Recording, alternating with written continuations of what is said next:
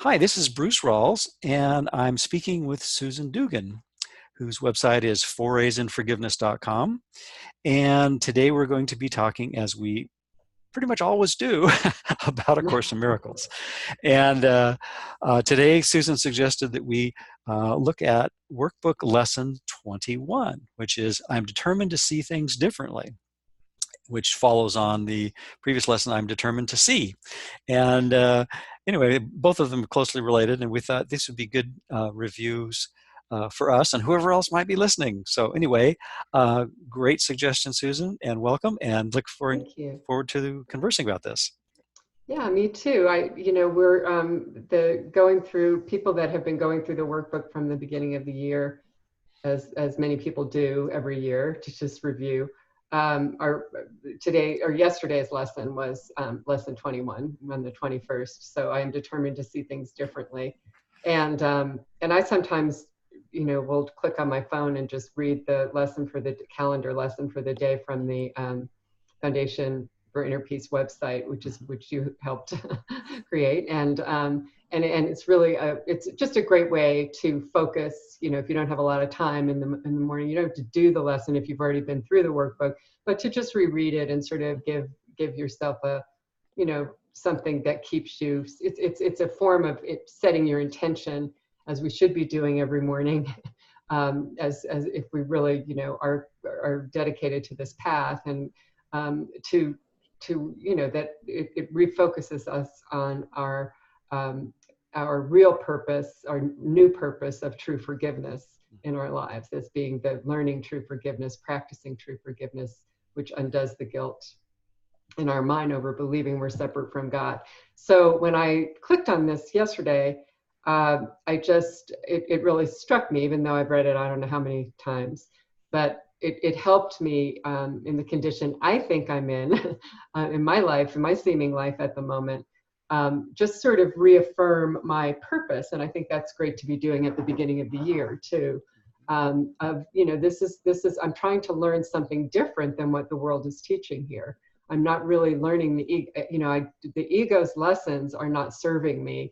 And I'm determined, not only do I want to see things differently, which is the previous lesson 20, but I am determined to see things differently.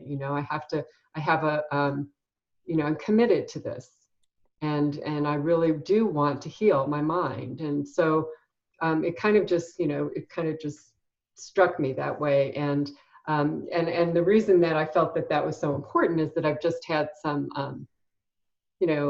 multiple health challenges in the last 2 weeks, and not to mention the normal challenges that we all face as bodies, but I just had a couple of things that had come up that were really trying, and still are classrooms for me.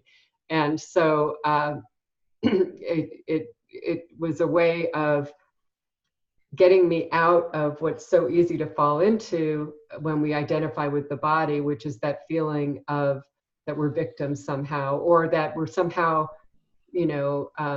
being like, why me? Like, why, I've already, it hasn't been a great couple of years. So like, why am I starting the year with like 2 weeks of, I was just feeling like this was sort of moving forward. And so, and I had banged my leg, and I had a small skin cancer removed that turned out to be way more, it wasn't, they got all of it and it's fine, but way more complicated to deal with in terms of trying to, how long it's going to take to heal, and the demands from me of what I have to do to, to deal with it and take care of it and all of that. So, and the leg is, it's still just like horrible and a mess and hard to, painful and bruising and swelling and worrisome and that kind of thing. It's getting better. It's going in the right direction, but it's going to take a long time probably.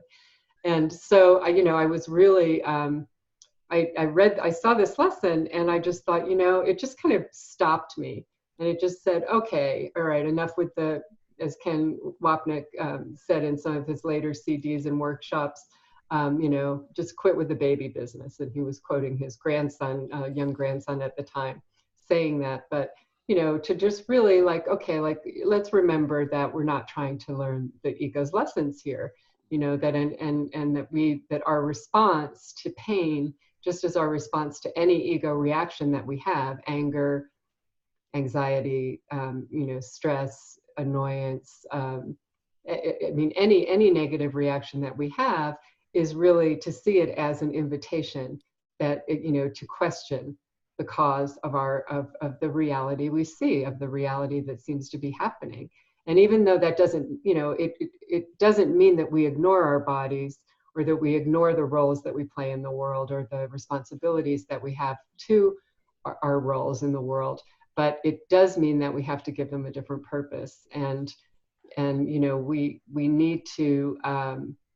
we need to first admit that we're wrong about the cause, or at least question our, the belief that that somehow this is happening to me, and raise that to doubt, raise that to the light of our right mind, and say, please look at, please help me to see things differently, because Jesus, Holy Spirit, doesn't agree with me about what's really wrong. And the Course is constantly telling us that pain is a wrong perspective, and that the real pain is coming from my decision to see myself as victimized, and to believe that I exist apart from God, but it's not my fault, and which means that there's a secret wish within us to be unfairly treated, and so even though we're bemoaning the fact that something is going wrong in our lives or in our body, or happening to us, seeming to be happening to us, there's a part of us that really enjoys that on some level, because that gets us off the hook. Poor me. I mean, it's not my fault. I'm the less guilty one here. Look what life has done to me. And usually there are particular people or situations in the life that we blame for look what blank has done to me, right? Exactly. I oftentimes use the word goatscape to describe ego's view of the world. Yeah, It's basically everything and everyone is a scapegoat in some form or another. So it becomes the goatscape that we look out as egos upon, and like to become, the poor little me victim, and yet it's so easy to get into that, and it does take a lot of practice and mental discipline, is we're reminded to really be free of the self-tyranny and the self-sabotage that is the ego's curriculum.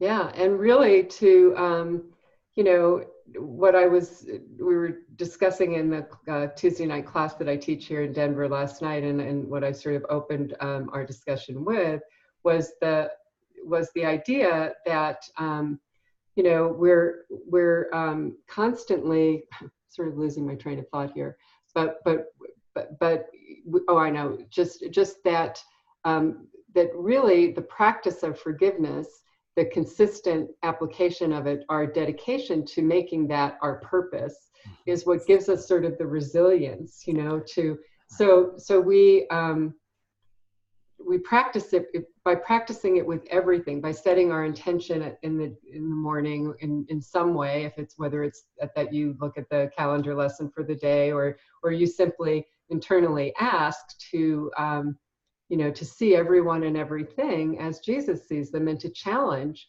and catch yourself when you don't. I mean, that's really the key to this, because we're not going to automatically look at everything like Jesus. That's why we're in school. We tend to have first chosen the ego, and we tend to just by default go back to being identified with the personal self, and the trials and tribulations of my personal self. And so, but the key is to really sort of, set our intention for that at the beginning of the day, and pay attention to every time that we're not seeing things as Jesus does, Exactly. and really raising that to doubt, right? Bringing that back to the right mind, back to the light of Jesus's viewpoint, and saying, I must be wrong about this, because I know that this part of my mind, the loving presence in my mind, doesn't see it that way. Never sees everyone as equally loved, sees no difference between victims and victimizers, sees only calls for love, and knows that everybody's fighting the same hard battle of trying to prove that they really exist apart from God, but it's not their fault, and that it's a terrifying and enervating kind of battle that we're fighting here. So So that, by making that a real habit, which is why the word determined in here is important, I think. Mm-hmm.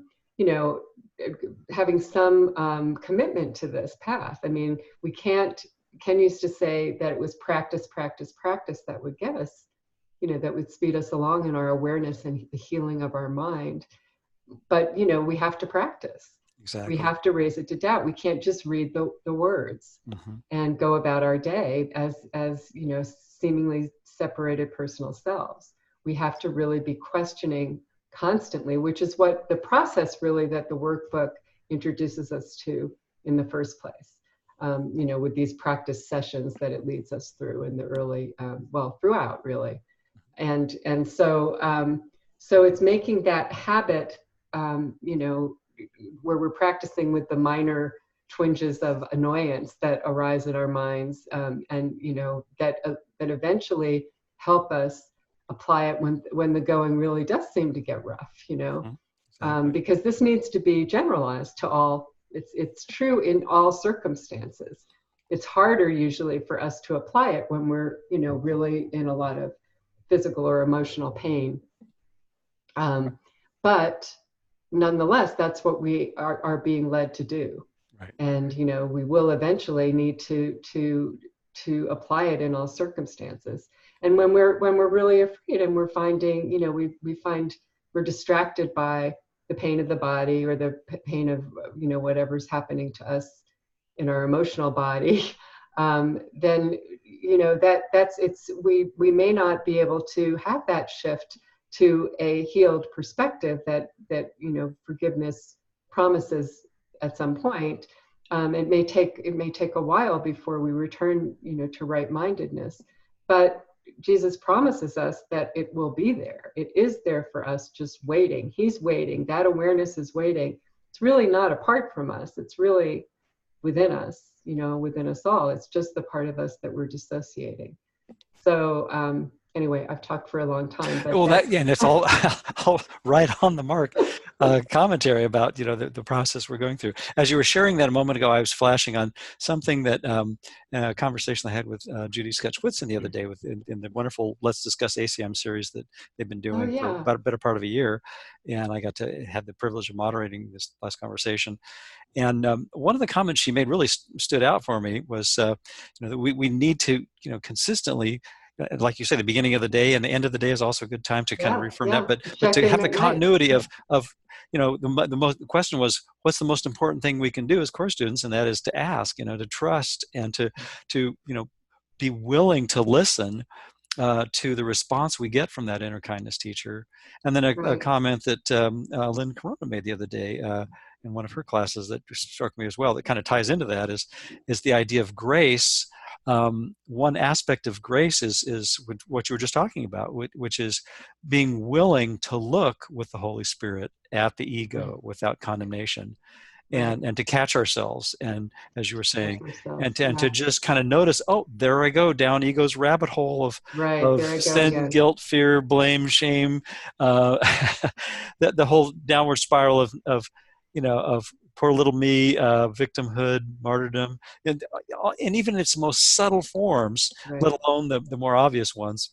right, Just catch ourselves and say, wow, is this really what I want to have and give? Because we're we're teaching 24/7 one and two thought systems, and that's right. we're teaching ourselves depending on what we choose. And so we need to be gentle and disciplined. And I think that's where these early workbook lessons really point Hmm. that out. Is it's not like there's not only coercion going on here. It's basically we are coerced by our egos to do crazy things with our mind, and Right. watch that and just say, why would I want to be that mean to myself, and indirectly through to everyone else as we think of others, Hmm. um, and just begin to question that.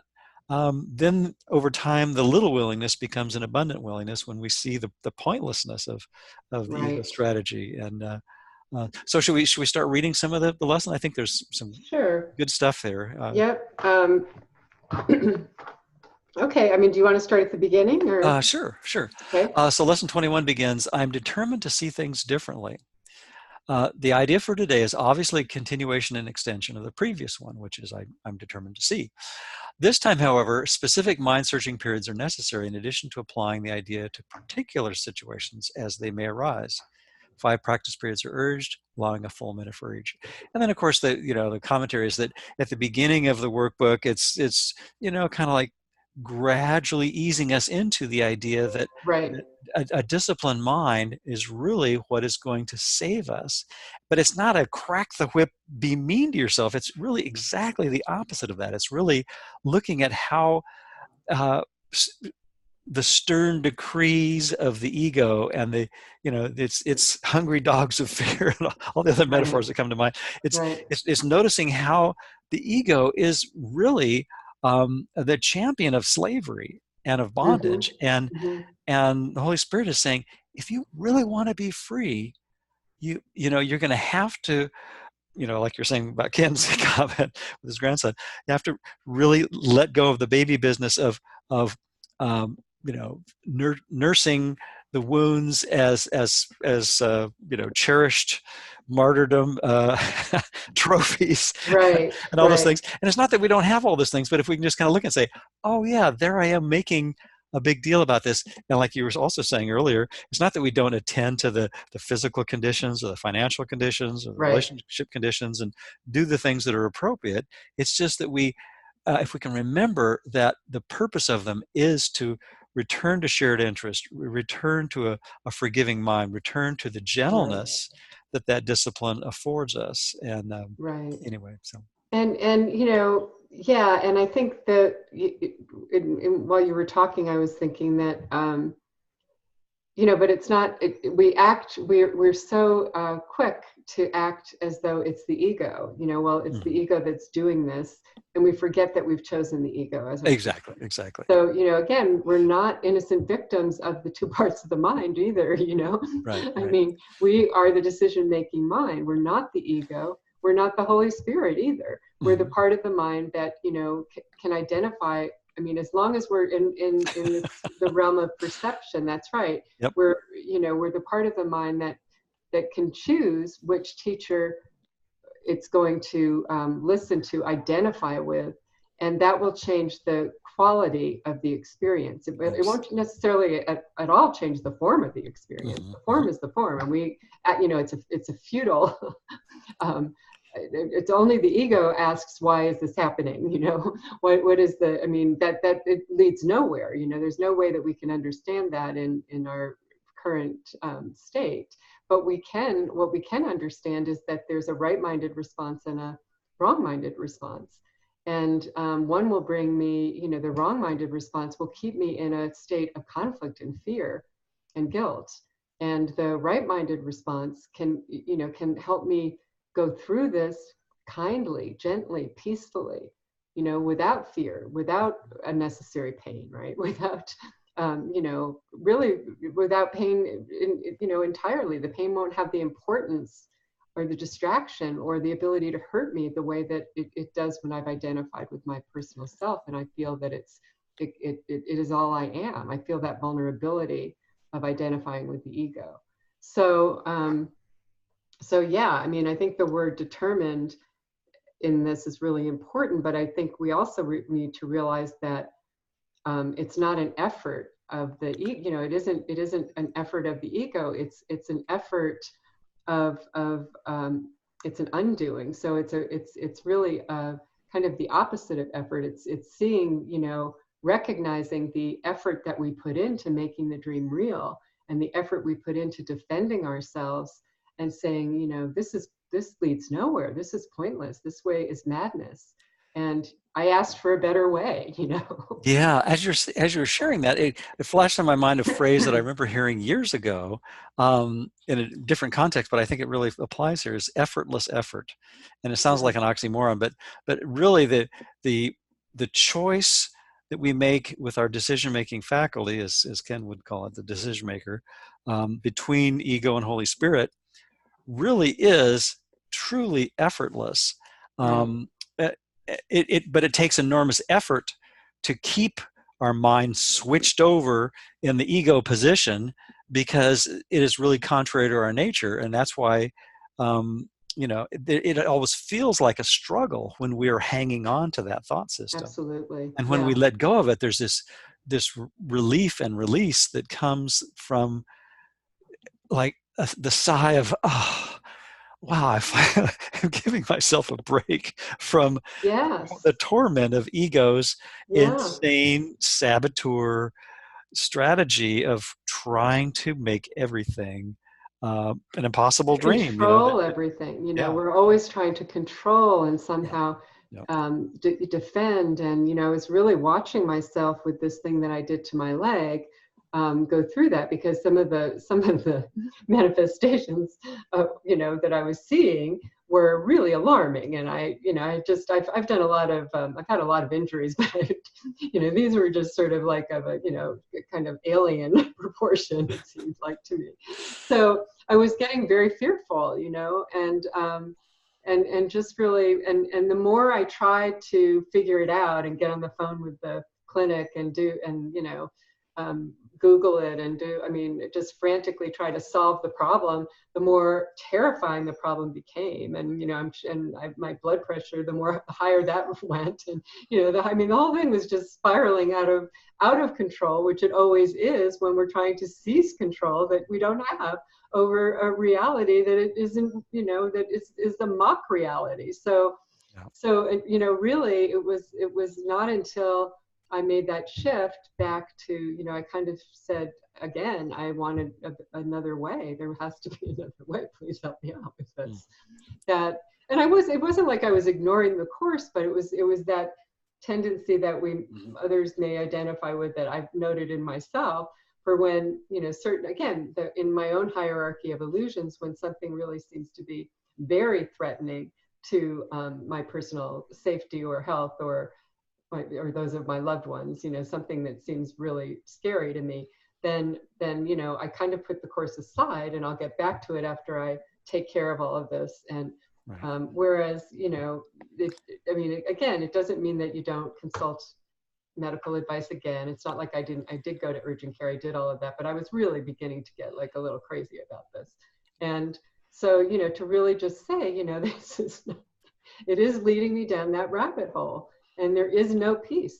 This way lies madness. And I came to the course asking for a better way. I need it right now.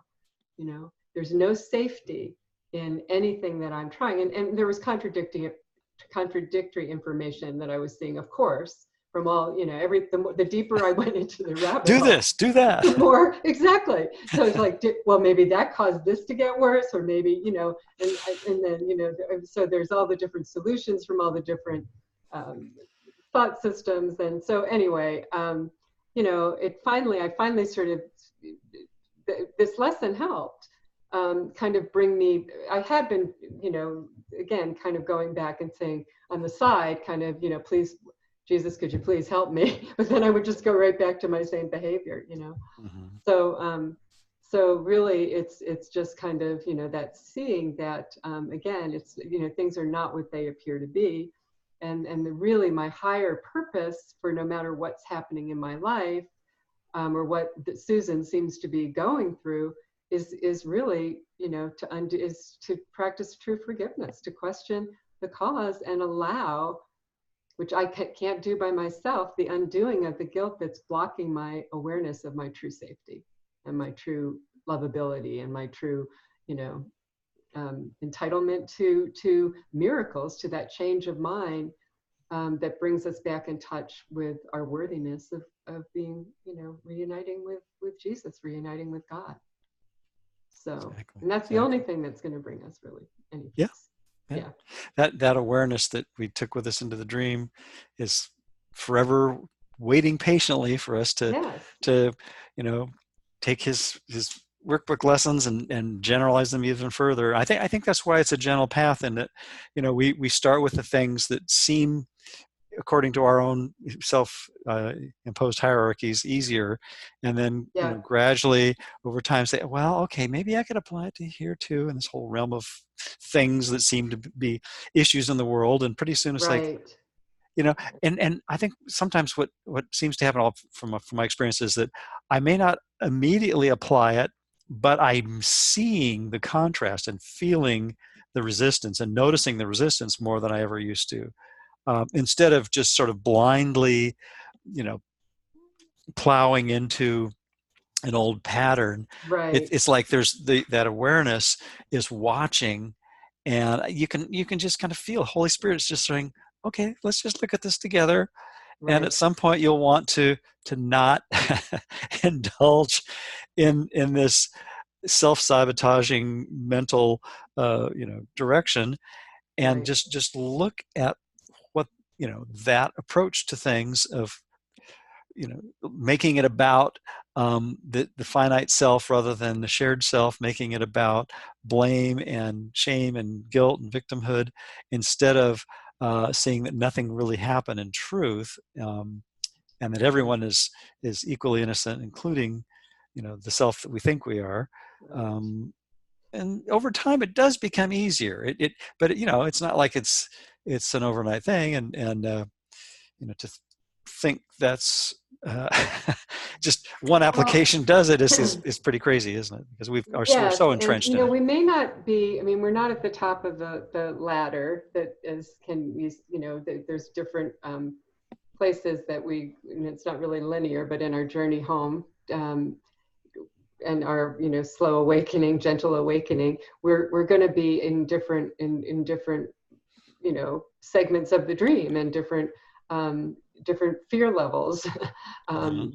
Because and sometimes and again, it's not really linear, so we can't really make a big deal about any of that. Right. But we may not be. What I noticed is, I find it most of the time very difficult to. I intellectually understand very well what the course is saying, Mhm. but I still find it very difficult, especially when I'm, in situations that are really troubling to Susan again, to entertain the possibility that this is not real. I mean, I can entertain it intellectually, but I'm not in touch with that emotionally, really, most of the time.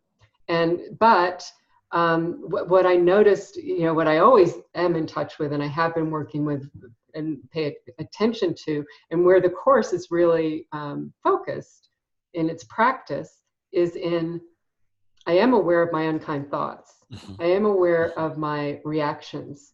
I am aware of how angry I was getting with the people I was on the phone with, or that I couldn't reach on the phone, right? And who didn't seem to be helping me or listening to me or attending to me.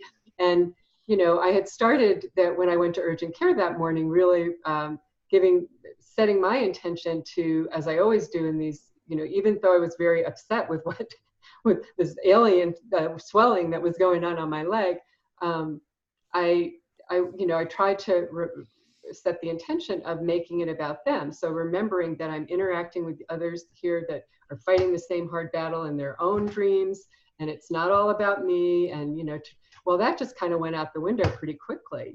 As soon as more fear got introduced into it, I started questioning and finding out more about and they were telling me of things to look for and be afraid of. But so, that as soon as I got all triggered with that, they went out the window. I really didn't care about them. They suddenly became like, my enemies somehow. They're either with me or they're against me, and which is the ego thought system of one or the other. So we know that's how we always know which teacher we've chosen. It's always very, very clear then. It's pretty Um, obvious. The yeah, more we and pay and attention to it. fortunately, we have all of these opportunities throughout our day Yeah. to have, almost any interaction that you have for any about anything that seems important in the dream, or anything, any prolonged interaction that you have with someone is bound to at some point become we're bound at some point in our fear and to become defensive and choose the ego, and there we are back in the one or the other again.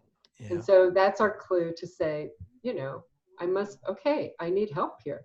I've Mhm. gone down the rabbit hole again. I'm really just completely mad at this moment. And I mean that in the Hatter way.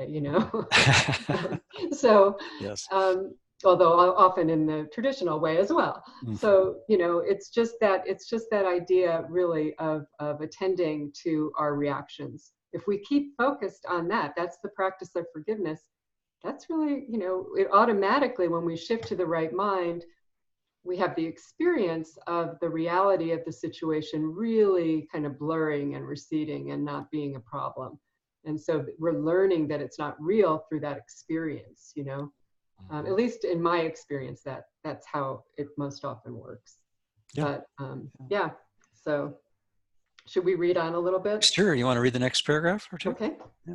In the practice periods, begin by repeating the idea to yourself, then close your eyes and search your mind carefully for situations past, present, or anticipated that arouse anger in you.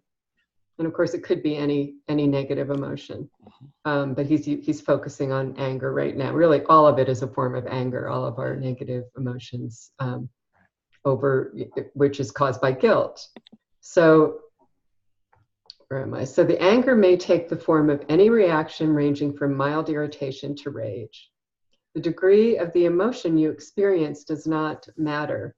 You will become increasingly aware that a slight twinge of annoyance is nothing but a veil drawn over intense fury. Right. There you go. I think that last line is such a great line, because it really says, no order of difficulty in miracles, right? Difficulty in no order of difficulty in the things that ego throws at it. But no hierarchy of illusions. But we make these hierarchies, we make these yes, orders of difficulty because of where we think we are in an incredibly, unimaginably vast dream complex, goatscape, if you will, of forgiveness classroom opportunities. And yet they really all distill back down to that one binary switch in the mind. We're either a 1 or a 0, to use computer parlance, and we're either the oneness of our real self or the 0 of the ego's non-existent dream at any given moment. And really, you can multiply the 0 of ego's anger by 1,000,000, but it's still nothing in truth. Right. Now, that doesn't mean that we don't have, the things that annoy us. It just means that the bearing that they have on our real being, fortunately, is still 0. Right. It doesn't generate more guilt that we're angry. Yeah. It has, like the Course says, is not one note in heaven's song has been missed. And so when we do have those miracle moments, those holy instances of where we say, oh yeah, there I was making a big deal about this, there's that feeling of relief again, that just like, oh wow, could I just remember this more often, please? And we need to ask for that. And I think it's the persistence of that asking and that repetition. If I've already shared this, stop me. But I ran across this metaphor the other day. The GPS is like a great mnemonic device for how our internal guidance from the Holy Spirit kind of keeps us on course. And if we make a wrong turn or miss an exit or turn too early, it basically just recalculates and figures out the quickest way to get us back to where we need to be. And I think that in itself is a great metaphor. There's no derision. There's no you jerk. At least most of the GPSs I've encountered don't have nasty commentary when we taking the scenic route. The other thing that crossed my mind, I ran across this in a tutorial that on how GPS works with the satellite system that surrounds the Earth. And I think it's kind of a cool metaphor, as well as technically fascinating, that the signal that our phones and the devices in our cars that pick up these GPS signals, they're actually picking up signals that are quieter than the noise in that part of the spectrum. So if you remember your AM radio days when you dial through the AM bands and you'd hear a station, and then between stations you'd hear all this staticky noise. Right. And if you think of that as having a certain voltage level or certain amplitude, the signal that the GPS receivers pick up on your phone or the devices in your car, whatever, they're actually picking up a signal that's quieter than the noise that's up here above it, that's much louder. And the way that they can do that is through repetition. They're looking for a unique digital signature that then gets locked onto, because it's listening to that signal over and over again. And this is happening millions of times per second. So it actually seems very quick, but it's really after, several million samples of looking for that particular signature, that signal, Mm-hmm. that it is able to lock onto that signal. And I think that's kind of a good metaphor for how the practice of looking at our resistance, which is the ego's noise, without condemnation and saying, I Right. know there's something more real than this. We have to go down deeper into our awareness to find that what we think of as a still small voice, but eventually we turn it around to where that's all we hear. And the Course suggests that over time we lock onto that signal, and then the ego's noise becomes irrelevant. But Right. it takes a lot of practice, It does. millions, maybe, or at least hundreds Yeah. or thousands of practice Right. repetitions to really get locked into that awareness and that signal. Well, So and it's that habit that we were talking about earlier, exactly, to exactly. try to really, but we made such a, the habit of choosing the ego has become so entrenched and, is our default at all times. So really this is Jesus talks about this as an unlearning. Hmm. And so, we have to just practice this so that eventually over time, and it's going to take time, it will begin to replace our habit, or at least be what we reach for when we catch ourselves. I mean, as long as if we make a habit out of catching ourselves, then I think the rest of it, the process becomes a lot easier, because even if we're not immediately switching or experiencing peace, we've learned enough through experience that peace will come. That that our job is only to do the questioning and open to the awareness that's already there waiting for us, as we were saying earlier. So Exactly. Yeah, and that catching it really is an that's act of really grace. Yeah, that yeah, and catching that's yourself. what we have to be determined. Yeah, This yeah, is an indirect course, and so it's really helped me to see how unforgiving I am. That's what it's about. How much I want to make everything about them in the negative sense, and mindlessly blame everything that's on something external that's happening to me, and for my reactions, instead of, and so we have to reverse that process. And the first step in that, and the one that has to become a real habit, is the questioning of of the cause of the reaction that we've attributed. We've attributed it to a certain cause, and we have to at least see that we're wrong about that. Right. exactly, exactly. Yep. Yeah, and another thing that always crosses my mind too is that our no, even on the level of form, our Mm-hmm. notion of causality is incredibly myopic and Yes. limited. Yes. And we think, well, this caused that and this caused that, but it's really, even just if you just kind of factor in all the Right. laws of physics and chemistry within the world's notion of causality, we have just such a tiny Oh, bit of information to yes. make judgments. And and I think that's why some of those like in the manuals, uh, something to the effect of, we would have to be aware of an inconceivably large array, vast spectrum of things to really get Right. any kind of picture of, to base any kind of judgment on. And none of Right. us are in the position to do that, The whole atonement path that the Course yeah, talks about, right? So, yeah, when we're not in touch with that. We've deliberately repressed our awareness of right, the choosing that's going on here, and which really happened all at once. That it rolled out as a carpet of time, and all the infinite possibilities, seemingly infinite possibilities of what the scenarios of separation would look like in any given dream. And so, we don't know what's in our best interests. The very best thing that for me might have been to hit my leg really hard on the glass table, and have that be something that slowed me down enough to remember my purpose again. I don't know. mm-hmm. So so we shouldn't try to figure that out either, because we can't. Unfortunately, my class went down a rabbit hole last night in that direction of trying to figure out that, in the same thing, that even in the world, bringing it back to the world of endless possibilities and blah blah blah, and and so, and I had to sort of rein them back in, because it's like, we're going down the path of what Jesus calls senseless musings, guys. Yeah, exactly. Yeah. So I think just to notice how our mind on the ego drug, if you will, mhm, wants to do that, right.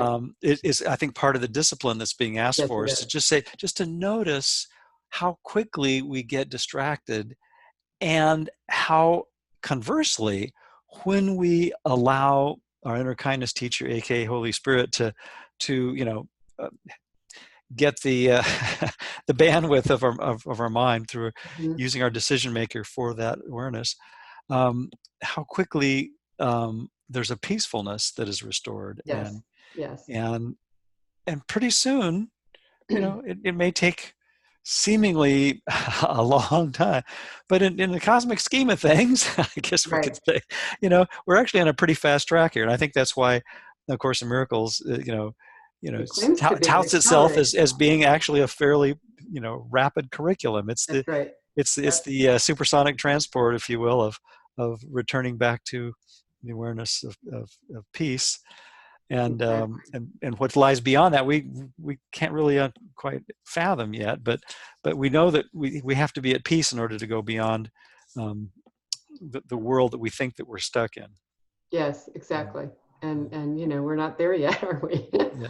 Well, no, I know, We're and that's there in the moment, though, and that's right, important. right, Yeah. yeah, and Yeah. those moments, I think, build upon themselves in They a do. positive way Yes. to provide compassion and tolerance and patience, and the Yep. willingness to question every value that we hold, as Yep. it's suggested And it here. means that literally. When the Course says that, that is one of the places that it means it's being literal. Yeah, exactly. Not just So, some, not yeah. just a little handful over here, Yeah. smattering over there, a Yeah. smidgen over here. No, No, every value. every value that you hold. Why Yeah. don't you read the next? We're getting close to the time. Sure, sure.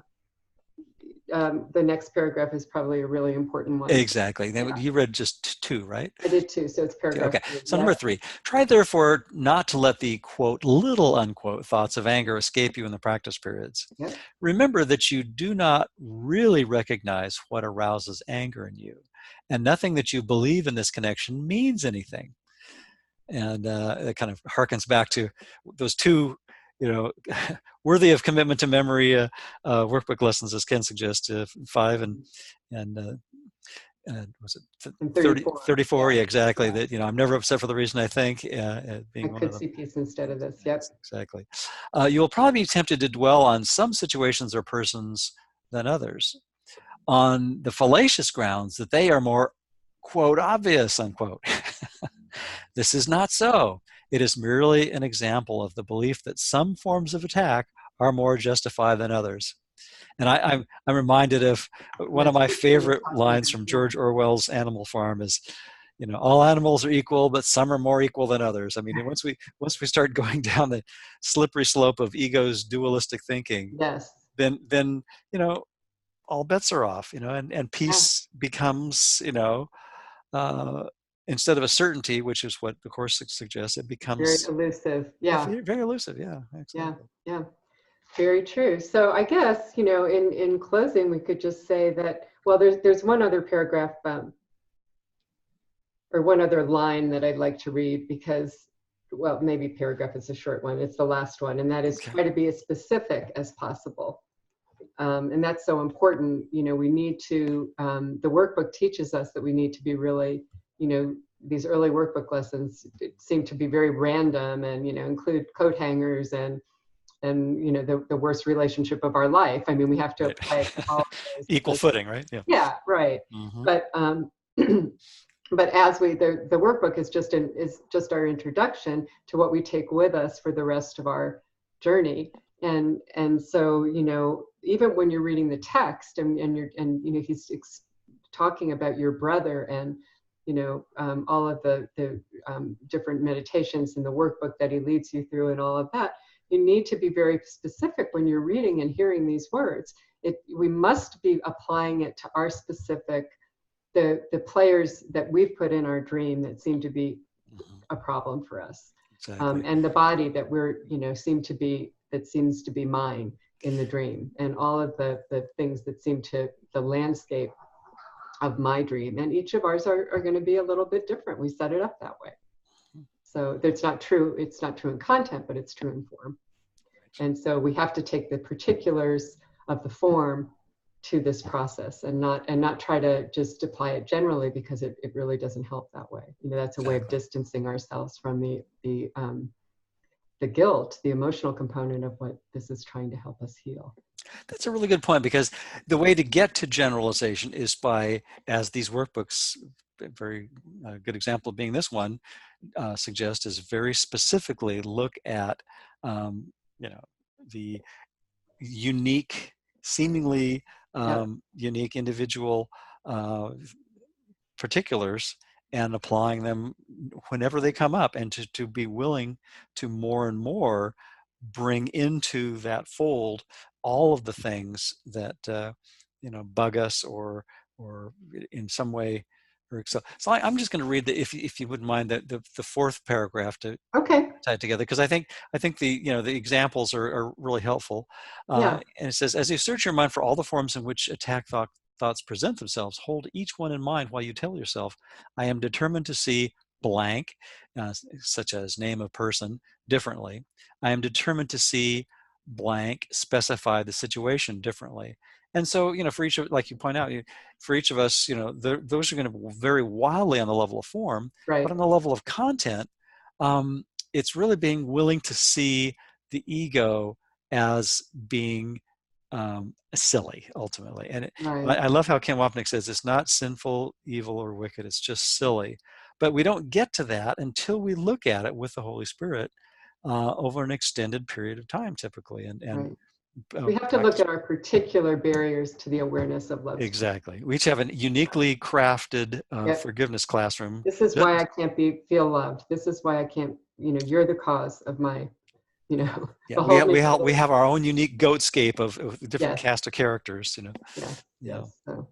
Exactly. Yeah, I think that about covers it. And I think this is a great thing for if anyone's listening that identifies with what we're saying, and this might be a good lesson to reread if you haven't done so, as a start to the year and a reaffirmation of your own commitment to this practice, which will lead us, is leading us home, is leading us back to peace and an awareness of that loving presence in our mind that that we all deserve and never stop deserving. So exactly. I had queued up a few lessons that talked about mind wandering and the lack of discipline, and I was struck with the reminder that the discipline that's being asked for, as this lesson and right about here in the workbook, it begins to ask for more and more willingness to question, more and more willingness to practice, and more willingness to examine the resistance. And even if we don't immediately abandon ego's approach and our behavior, just to kind of notice. And I think it's that noticing. Again, without condemnation is the grace.